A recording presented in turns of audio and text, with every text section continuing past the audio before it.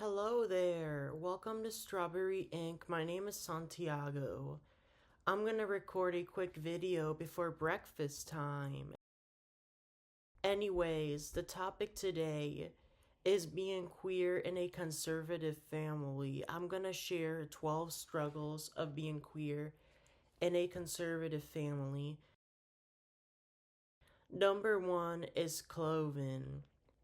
So if you're queer, you might want clothing that's different from what society expects you to wear. For example, in my case, I have sensory issues. I prefer lighter clothing, which lots of girl clothing is lighter. I enjoy crop tops, tank tops, short shorts, dresses, skirts. And as you know, if you're in a transphobic environment and you were born with let's say a crotch, a penis, you're not expected to wear that stuff. And you'll be judged if you are seen wearing that stuff. And when I see cis girls wearing that stuff, I tend to feel left out if I'm not wearing it, because that's one of my struggles. Next, confusion. This one is a big one. So, over the years, when being queer was not really a thing, it was almost non existent. It wouldn't be promoted as much. It was pretty confusing because I knew something was different with me, but I did not know what it was, and I had others against this being queer thing surrounding me, so they were just get putting expectations on me saying you are a male because of the way you were born, and you're supposed to have relationships just with women. If you have relationships with males, that's wrong. You're supposed to dress like a male and act like a male. I was always so confused. Why are my interests so different? Why am I so different? That was confusing. Next, it struggles. When you deal with gender dysphoria, if you've already dealt with gender dysphoria, you know how difficult it is, but if you have not, you've got no idea how hard it is. Even if you think you have an idea of how difficult it is to live with gender dysphoria, you do not know how hard it is actually until you live the gender dysphoria. Just feeling that you're trapped inside a body, that's the hardest feeling. And feeling that if only you were born right, things would be so perfect. And knowing that other people, everyone has a struggle, other people may have their struggles, but you have it worse because you have gender dysphoria, which is true. Next, it's accessories like earrings, for example. I got these pierced back in November, my first year piercing. So, I kind of snuck out. My parents were on some trip, and my brother happened to go to the mall, and I went with him just for lunch. We were exploring the mall. We each went our own ways because I wasn't going to start following my brother. We're so different. I want to do my own thing. My friend knew about this. My friend Lily, shout out to her. She convinced me to get my ears pierced without my parents knowing, which I succeeded in doing so. I got them pierced. Then my mom found out, and she was at first pretty upset, but now she doesn't really care. She was like, well, it's not as bad, anyways. My mom said, next time I'm out, what are you gonna get? Titty implants. She made that mean comment, which I've gotten used to mean comments from, at least I'm not totally used to mean comments. I do not tolerate insults, but that kind of stuff, I've gotten used to it. So, anyways, my dad's side of the family, they see earrings as only for women, and for them, women is just cis women. Trans women don't exist for them. So basically, If you were born of a penis, they're against you wearing earrings. They're just so tough about it. It's something I've never understand, and they think males that wear earrings are fags or homosexuals and are wrong for being homosexual, which that's not true. That's accessories. Now let's move on to friends. So obviously, if you're not yourself, if you were born different but you're not expressing that difference, if you're trying to be like the average stereotype when you're not, you're gonna run into issues, trust me. And it's gonna be hard for you to make friends. You won't be accepted because they're the energies and human personality. If you're expressing the energy of someone who's fake, believe it or not, people are not gonna hang out with you because you're giving out that energy. That happened to me years ago before I came out and discovered myself. I was trying to be super masculine, which that's not me. Unfortunately, I was being fake. So that's why I did not have lots of friends. I was always in toxic situations because I was fake. And I felt so miserable because I was living a fake life. I felt ultra miserable. I do feel miserable nowadays, but back then I felt so miserable. So, for example, last September, on the 11th of September, I showed up to my last workplace, which was a concert venue. That was my summer part time job. I showed up back there because I missed my coworkers. I showed up wearing a skirt, which my coworkers already knew I was queer, but that was the first concert I went to with a skirt on with feminine clothing. With super feminine clothing, I mean. So, when I was walking in, this person approached me, trying to sell me a ticket to the concert I was gonna see because I had planned buying it at the box office. But this person said he was gonna sell me a very cheap ticket. I'm gonna assume it's a he. Sorry if it's not a he, but I'm gonna assume. Sorry, my throat's getting clogged. Anyways, this person said they were gonna sell me a very cheap ticket, but I refused, so I wasn't sure if this ticket was a scam or not. I said I'm just gonna buy it at the box office. No, thank you. Then I saw this girl. She was 20 actually. Buying. I thought she was buying a ticket at least from him, but from them, I mean. But she was actually not. She had these free VIP tickets because her old dad's friend was a manager at the venue or from a service, I don't know, and would provide free tickets to friends, so she got a free ticket. She was not sure how to use it, but anyway, she entered the concert. And I thought, geez, did this girl really buy a ticket from someone outside in the streets? I wonder if it works. So I saw her at the VIP sit in. I walked up to her and asked if she got a ticket from that person outside. She said no, she was just asking a question of how to use her free VIP ticket. And she offered me a VIP seat for free. She said, "You can sit here if you want. My friend could not make it to the concert, refused to come. But you could just sit here. I'd rather watch the concert with someone than alone." That was my friend Gracie. She's a very great friend I've had, and she is one of the first people that started seeing me as a trans girl and respecting me as a girl. She treated me as a she,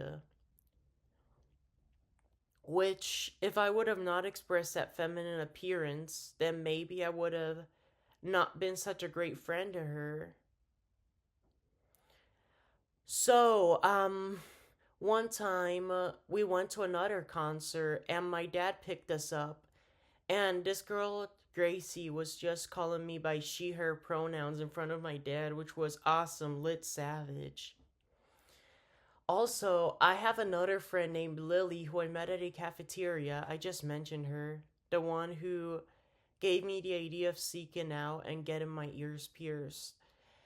She got a boyfriend on Tinder or some dating other dating app. So, she chose to stop talking to boys when she got a boyfriend, but she would talk to me because I was a girl. And she saw me as a girl even though I was trans. So, that's it. If I would have not expressed my true self, we would have not chatted anymore. Now, let me talk about nail polish. I love acrylic nails, I love painted nails. But my dad has this rule: you're not getting your nails painted if you're in this house. My dad, has this weird brain, this weird mindset of his. It's so strange.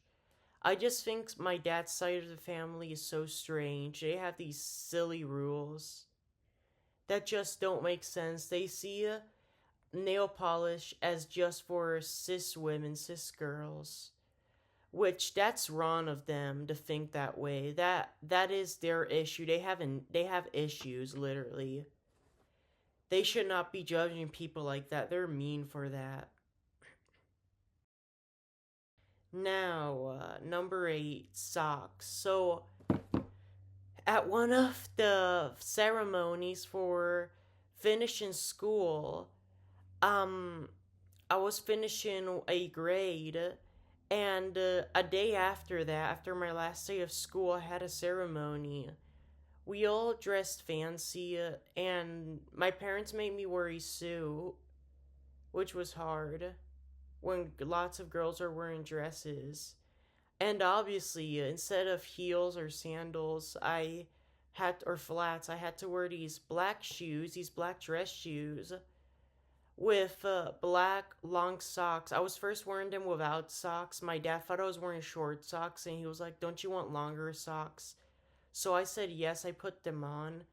Those socks were so uncomfortable, and it was so hot out. I was looking at all the girls not wearing socks, and I was like, lucky them, I wish I was them. These socks feel miserable. I'm not ready for manhood. Now, number 9, footwear. So, obviously, some shoes I love, like I just said, are flats. And shoes like that, and even heels. So, for prom, um, I did not have a super good prom, but, anyways, I know for prom, girls tend to wear heels. They tend to take them off when they dance. That sounds like fun. Screw wearing shoes.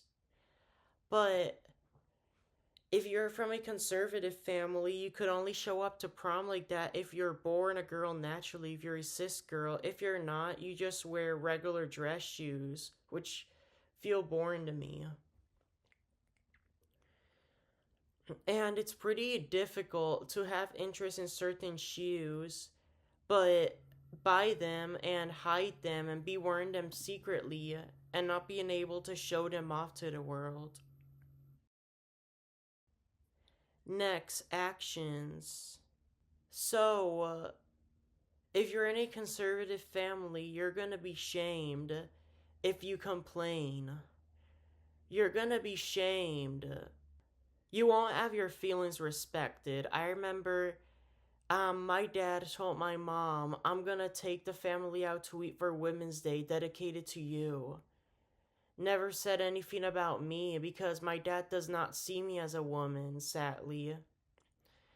But it wasn't as bad because, anyways, I'm more of a girl since I'm young. I'm still a girl. I'm not a woman yet. I'm not grown up yet. I don't look grown up. And Women's Day tends to be a day for the girl to look up to the woman because that's who she's gonna be in the future. It's a day to prepare for the future and to take role models. Next, interest. So, some interests might be highlights, hair dyeing, girl fiends, some interests that I'd be judged if I expressed in front of my conservative family. I'd be made fun of, which it's a restriction I had. I could not come out because I did not want to be mocked or bullied by others in my family, mainly by my older brother or my dad. Next, segregation. For example, we went to the Dominican Republic for vacation and we were going to spas. The females in the family got to have a day where they went to the spa for in the women's section, and the boys got to go to the spa in the boys section, the men's section. So the laws are different back there. Transgender women are not acknowledged in the Dominican Republic, so obviously I had to go into the male section. But anyways, for example, I cannot use the bathroom when my mom's using the bathroom when we're in public because I know she will judge me. I have to wait until she's done to then go to the bathroom. For example, um, we were at a movie theater watching The Chosen, and my mom went to use the restroom, then I did. I was gonna wait in the hallways for my mom to come out. My mom came out, then she started peeking her head to probably see which bathroom I was gonna use.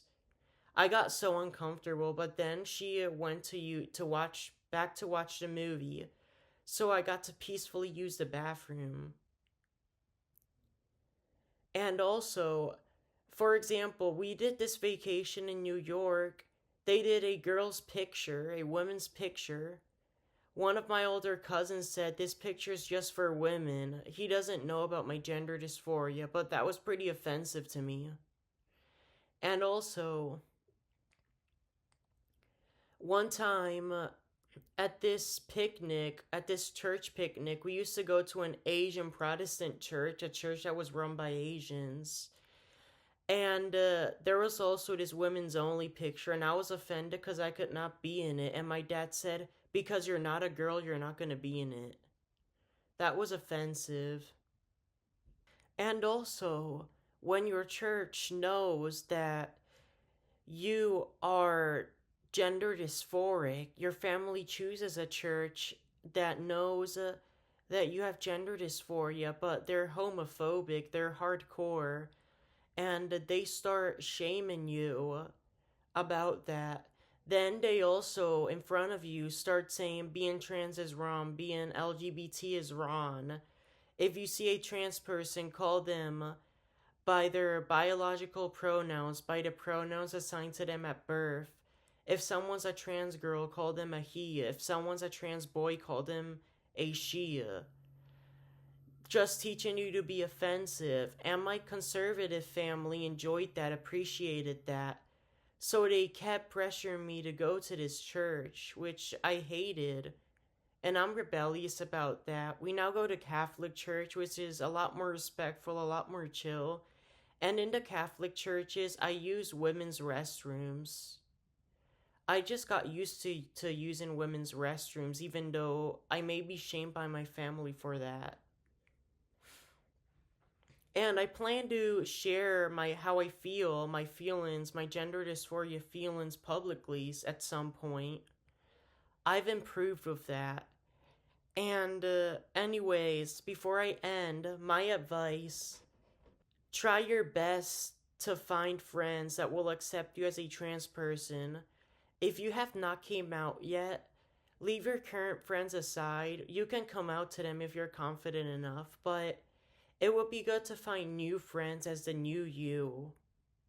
And come out secretly first, away from your family. Try your best to secretly buy the accessories of your preferred pronoun, of your preferred gender, and just start getting your fingers dirty. Anyways, have a good day and good luck.